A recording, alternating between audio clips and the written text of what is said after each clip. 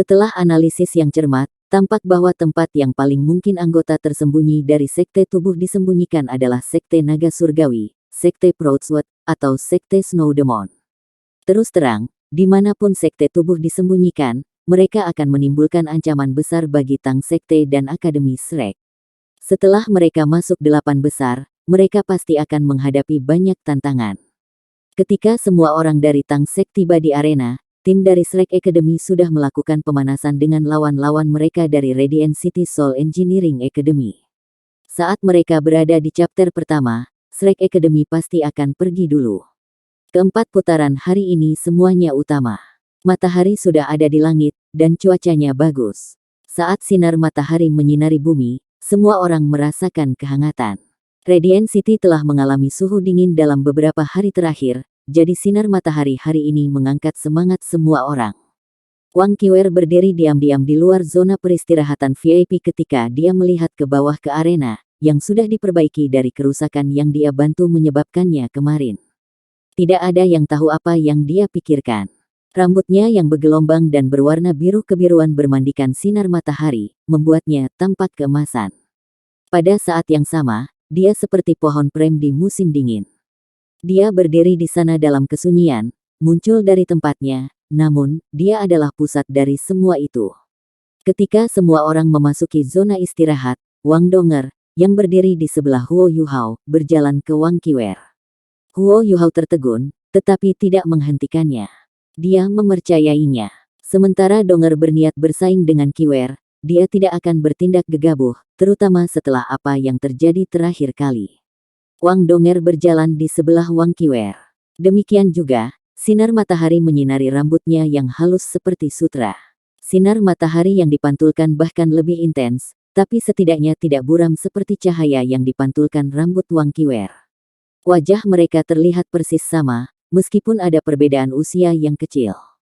Ketika kedua gadis itu berdiri di sana, mereka tampak seolah-olah berasal dari sebuah lukisan.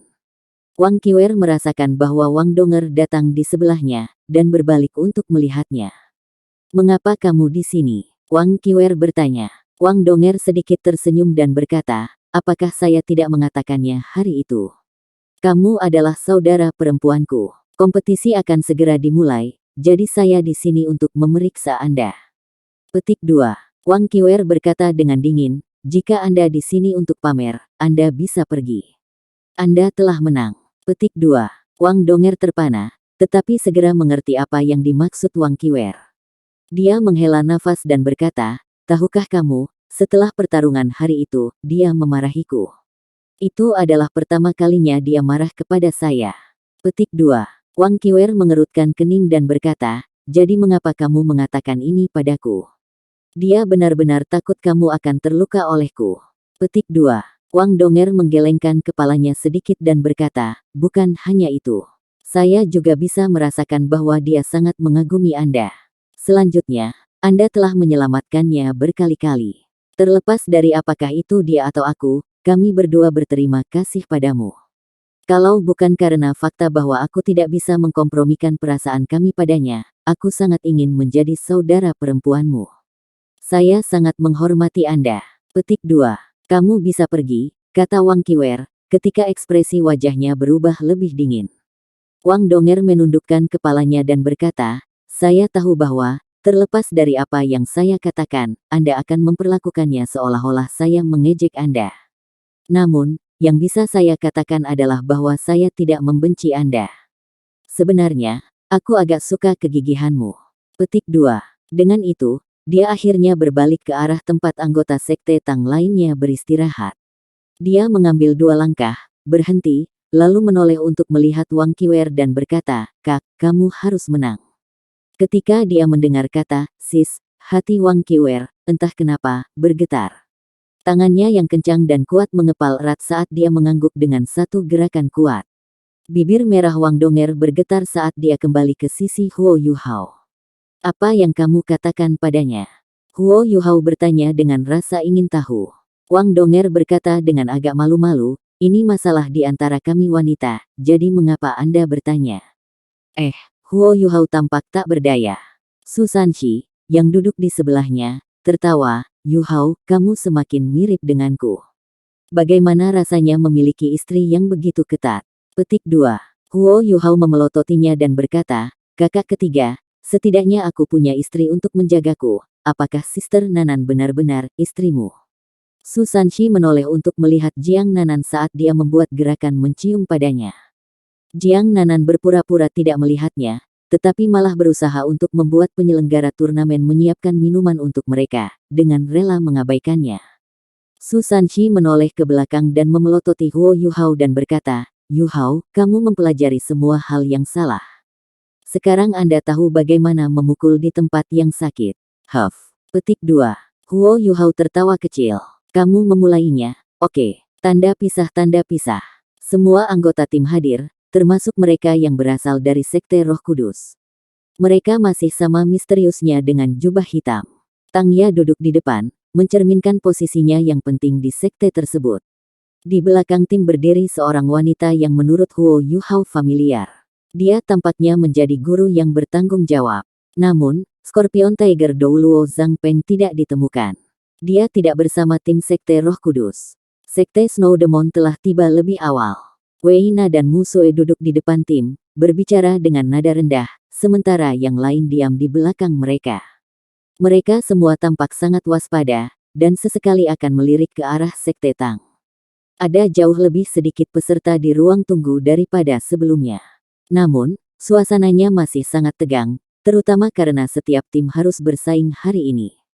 Rasanya seperti udara bisa menyala kapan saja. Tanda pisah tanda pisah. Sampai di podium utama, Pangeran Bupati Su Tianran telah tiba sejak lama. Chu Zi duduk di sebelahnya saat dia memberikan secangkir teh harum. Su Tianran minum dari cangkir, memandang Hallmaster Hall kebajikan termasyur dan bertanya, Hallmaster Hongchen, bagaimana kabar cucu dan cucumu? Qing Hongchen menjawab dengan tenang, terima kasih atas perhatian Anda, Yang Mulia. Berkat dokter kekaisaran yang Anda kirim, kondisinya telah stabil. Namun, karena cedera mereka tidak ringan, mereka akan membutuhkan setidaknya 1 tahun untuk pulih sepenuhnya. Petik 2. Su Tianran menghela nafas dengan lembut dan berkata, selama tidak ada efek samping, tidak apa-apa. Keduanya adalah pilar kekaisaran. Bantu saya memberitahu Xiao Hongchen dan Meng Hongchen bahwa kekalahan ini tidak berarti apa-apa. Bagaimanapun, kekalahan adalah ibu dari kesuksesan.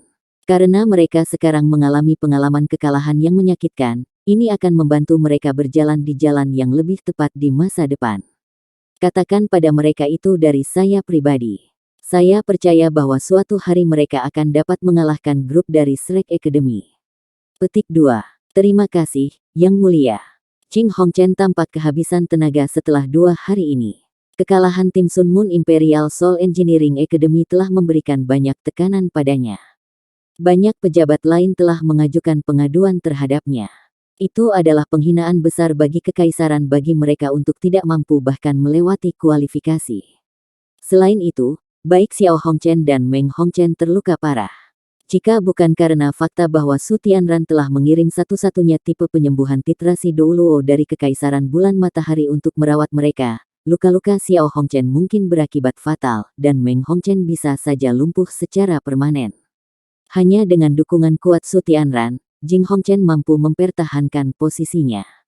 Namun, dia mengerti bahwa tidak ada makan siang gratis di dunia ini. Setelah kejadian ini, dia dengan kuat berada di orbit putra mahkota. Dia sekarang tidak punya pilihan selain untuk melayani dia dengan loyal di masa depan. Dia mengerti seberapa kuat Su Tianran, dan jelas tentang ambisi putra mahkota. Sementara dia masih memiliki keraguan di dalam hatinya, dia sekarang tidak punya pilihan selain percaya padanya. Hallmaster Hongchen, apa menurutmu Radiant Academy bisa mengalahkan Shrek? Kompetisi pertama akan dimulai, dan Su Tianran secara alami bersemangat. Dia sangat antusias dengan prospek menyaksikan pertengkaran hebat seperti itu. Qing Hongchen berkata, meskipun aku tidak berpikir kita harus terlalu menekankan kekuatan musuh kita, dan melemahkan diri kita sendiri, aku harus mengatakan bahwa Radiant Academy tidak sebagus Akademi Kekaisaran. Sementara tim dari Shrek tidak terlalu kuat, Wang Qiwer terlalu sulit dikalahkan. Kami semua melihat apa yang terjadi hari itu. Wang Qiwer menggunakan semua kekuatannya di akhir, yang dekat dengan kekuatan Sol Douluo berdering 8. Jika tidak mungkin dia bisa mengalahkan cucu dan cucuku. Dengan kapten seperti itu, tim dari Shrek Academy memiliki peluang yang sangat bagus. Petik 2. Su Tianran mengangguk, menghela nafas, dan mengakui, kami benar-benar tidak bisa meremehkan Yayasan Akademi Shrek yang berumur 10.000 tahun. Tutor kekaisaran yang misterius yang duduk di sebelahnya tiba-tiba berkata, tidak peduli berapa lama mereka telah didirikan, mereka juga membutuhkan bakat. Saya pikir tim dari Akademi Shrek dan Sekte Tang berisi semua bakat mereka untuk generasi ini. Petik 2. Mata Su Tianran berkedip ketika dia tersenyum dan berkata, Imperial Tutor benar. Chuzi, yang duduk di sebelah Su Tianran, tidak mengatakan apa-apa. Jejak senyum bisa terlihat di wajahnya. Dia menatap arena, dan di kedalaman matanya, orang bisa melihat sedikit kekhawatiran. Tanda pisah. Zheng Zan, Douluo yang tidak bisa dipecahkan, adalah wasit. Sejak dia bergabung dengan kompetisi, tingkat cedera anjlok. Dia mewasiti semua putaran penting, seperti hari ini. Chapter pertama untuk 8 besar, Shrek Academy versus Radiant City Soul Engineering Academy. Semoga rekan tim dari kedua tim memasuki zona tunggu. Pesaing pertama untuk chapter penyisihan individu dari kedua tim, silakan datang ke arena. Petik 2. Di pihak Shrek ada 7 orang. Kombinasi mereka persis sama dengan yang mereka gunakan untuk berhadapan melawan Sun Moon Imperial Soul Engineering Academy. Mereka adalah Wang Qiwer, Dai Huabing, Zulu, Ningtian, Chao Jinxuan, dan saudara perempuan Lan. Ini adalah tim standar mereka. Di chapter sebelumnya melawan Sun Moon Imperial Soul Engineering Academy, mereka tidak bekerja bersama dengan sempurna. Ini karena setelah Wang Qiwer terkena sinar yang menua, Dai Huabing dan Zulu melepaskan kekuatan mereka terlalu dini, menyebabkan mereka hampir kehilangan kendali atas kompetisi. Untuk ini, Wang Qiwer memarahi mereka dengan keras ketika mereka kembali. Namun, Wang Qiwer mengerti dengan jelas bahwa jika bukan karena penggabungan Huo Yuhao, sementara Jing Rai mungkin tidak benar-benar membuat usianya bertambah, tidak mungkin dia bisa mengalahkan Meng Hongchen dan Xiao Hongchen karena penipisan kekuatan jiwanya yang sangat besar di waktu itu. Namun, ini membuatnya semakin tidak bahagia. Dia tidak ingin menunjukkan kelemahan di depan Huo Yuhao. Ketika dia memasuki zona tunggu, Wang Qiwer melompat ke arena tanpa duduk. Tim dari Akademi Teknik Jiwa Kota Radiant memiliki wajah yang tidak menyenangkan. Tidak ada yang ingin bertarung dengan gadis naga emas yang sangat kuat ini. Tombak naga emasnya bisa menyerang dekat dan jauh, dan hampir mustahil untuk dilawan. Banyak orang percaya bahwa dia adalah pesaing paling kuat di seluruh turnamen, terutama setelah dia mengalahkan saudara kandung Hongchen. Siapa yang berani melawannya? Namun, ini adalah chapter penyisihan individu, dan mereka harus mengirim seseorang untuk menghadapinya, karena dia sudah melangkah. Seorang pemuda melompat keluar dari tim-tim Radiant City Soul Engineering Academy dan mendarat di arena. Pemuda itu tampan, dan tubuhnya jelas. Dia tampak seperti sepotong batu giok, dan matanya berbinar penuh percaya diri. Dia berjalan dengan percaya diri ke pusat arena, di mana Wang Qiwer menunggu. Sebutkan namamu, Shrek, Wang Qiwer, katanya dengan karakter lugas. Akademi Teknik Jiwa Kota Radiant, Lu Jun. Halo, gadis naga emas. Senang untuk melawanmu.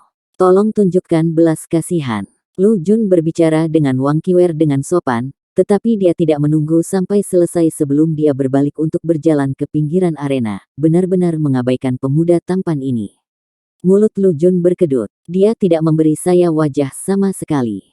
Kepribadian yang luar biasa. Saya suka itu. Penampilan kuat Wang Qiwer, ditambah dengan wajahnya yang cantik, menarik banyak orang. Semua orang yang mengira mereka memiliki kesempatan, baik itu master jiwa atau insinyur jiwa, mencoba mengajaknya kencan, termasuk Lu Jun. Zheng Zan, Unknowable Douluo, menatapnya dengan dingin dan berkata, anak muda, jangan berharap dia menunjukkan belas kasihan hanya karena kamu tampan. Dia memiliki temperamen yang berapi-api, dan yang dia pedulikan adalah menang. Hati-hati. Lu Jun menganggukkan kepalanya dan berkata dengan rendah hati, terima kasih atas saranmu, senior. Aku akan berhati-hati. Sikapnya yang berhati-hati meninggalkan kesan yang baik pada Douluo yang tidak bisa dipecahkan. Dia telah mendengar bahwa ada beberapa peserta yang luar biasa dari Radiant City Soul Engineering Academy. Lu Jun harus menjadi salah satu dari mereka. Hari ini, dia akan dapat menilai kinerja pemuda itu sepanjang kompetisi ini. Jika memungkinkan, dia tidak akan keberatan menerima murid. Lu Jun mencapai tepi arena setelah Wang Qiwer. Mereka saling memandang. Pada saat ini, Lu Jun tidak lagi tersenyum, dan ekspresi yang parah muncul di wajahnya saat dia memandang Wang Qiwer. Siapa yang berani ceroboh di depan gadis naga emas? Menggoda sedang menggoda. Timnya sudah berada di 8 besar, dan Lu Jun tidak diragukan lagi adalah anggota inti dari timnya. Dia tidak berani ceroboh. Persiapkan dirimu, kata Douluo yang tidak bisa dipatahkan saat dia melihat kedua sisi.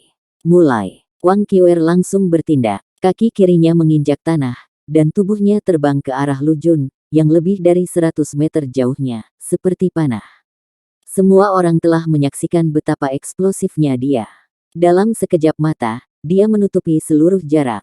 Ketika Lu Jun mendengar Zheng Zan mengatakan untuk bersiap, dia sudah berjongkok. Ketika wasit mengumumkan dimulainya putaran, ia melompat ke udara seperti sambaran petir.